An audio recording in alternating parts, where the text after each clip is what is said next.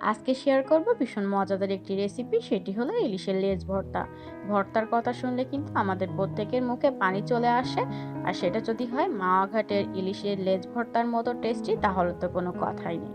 তাহলে চলুন কিভাবে আমি এই মজাদার ভর্তার আইটেমটি তৈরি করে নিয়েছি সেটি আপনাদের সাথে শেয়ার করব। এজন্য সম্পূর্ণ ভিডিওটি আপনারা দেখবেন।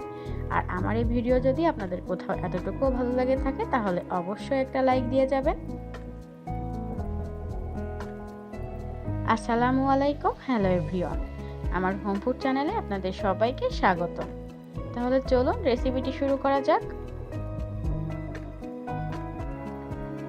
আমি এখানে 3 পিস ইলিশের লেজা নিয়েছি। এগুলো কিন্তু পরিষ্কার করে নিয়েছি। এবার একটা নাইফের সাহায্যে হালকা করে এভাবে আমি চিড়ে দেব, যেন মাছটা খুব দ্রুত কুক হয়ে যায়। আর এর ভিতরে যেন মশলা এবং লবণ আর হলুদ যে মাখিয়ে নিব সেটা যেন খুব ভালোভাবে ঢোকে। প্রত্যেকটা কিন্তু এভাবে আমি একটা নাইফের সাহায্যে কেটে নিচ্ছি। প্রত্যেকটাই কিন্তু আমি একইভাবে এভাবে কেটে দিচ্ছি।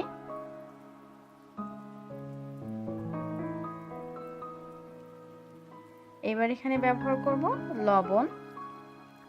আমি 1 চামচের মতো লবণ ব্যবহার করেছি, আর দিয়েছি হলুদের গুঁড়া। এবার খুব ভালোভাবে কিন্তু এভাবে হাত দিয়ে লবণ আর হলুদ সহ মাছটা মেখে নিব।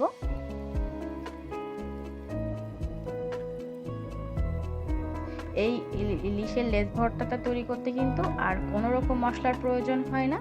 এই লবণ হলুদ দিয়ে কিন্তু সুন্দরভাবে ভেজে নেওয়ার জন্য মেখে নিলাম।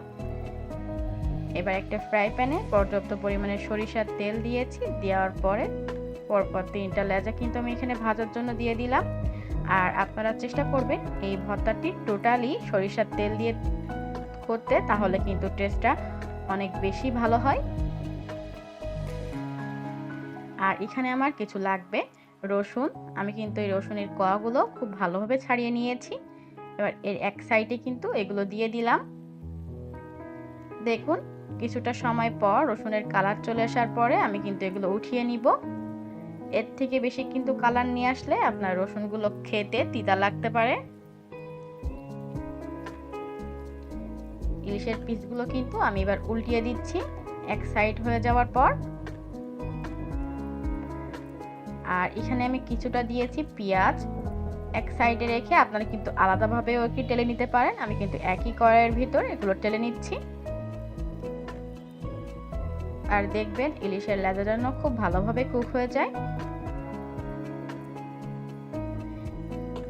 পেঁয়াজটা যখন হালকা একটু কালার চলে আসবে তখনই কিন্তু আমি এগুলো উঠিয়ে নিব। আমার পেঁয়াজটার কিন্তু কালার চলে এসেছে, আমি কিন্তু এগুলো উঠিয়ে নিচ্ছি।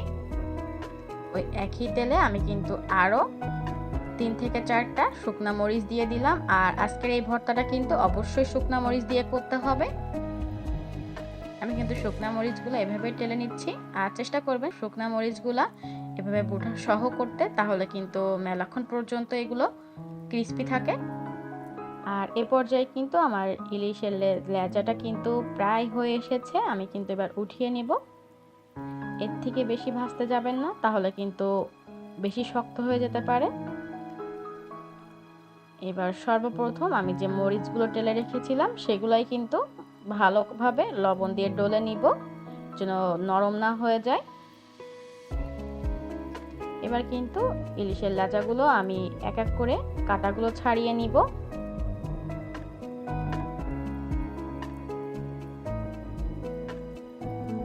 এই লেজাটি কিন্তু একদম প্রায় মাওয়া ঘাটের মতো টেস্ট পাবেন। আমি কিন্তু এক এক করে প্রত্যেকটা লেজার থেকে কিন্তু মাছগুলো ছাড়িয়ে নিয়েছি। যে রসুনগুলো আমি নিয়েছিলাম সেগুলো কিন্তু খুব ভালোভাবে আমি মাখিয়ে নিচ্ছি। মরিচের সাথে কিন্তু আবারও খুব ভালোভাবে মাখিয়ে নিতে হবে। এবার যে কাঁচা পেঁয়াজটা আমি রেখেছিলাম সেটাও দিয়ে দিলাম। এবার পরিমাণ মতো দিয়েছি সরিষার তেল। এই সরিষার তেলটা কিন্তু মাছ ভাজার সেই সরিষার তেল, চেষ্টা করবেন সেটা দেওয়া, তাহলে কিন্তু অনেক বেশি মজা হয়। সম্পূর্ণটা কিন্তু খুব ভালোভাবে আমি মাখিয়ে নিচ্ছি। দেখেই তো বুঝতে পারছেন কতটা লোভনীয় হয়েছে। এরকম যদি একটা ভর্তার আইটেম থাকে তাহলে কিন্তু আর কোনো কিছুরই প্রয়োজন হয় না। যদি আমার এই ভিডিওটি আপনাদের কোথাও এতটুকু ভালো লেগে থাকে, তাহলে অবশ্যই আমার চ্যানেলটা সাবস্ক্রাইব করবেন। বিদায় নিচ্ছি আজকের মতো। দেখা হবে অন্য কোনো ভিডিওতে। আল্লাহ হাফেজ।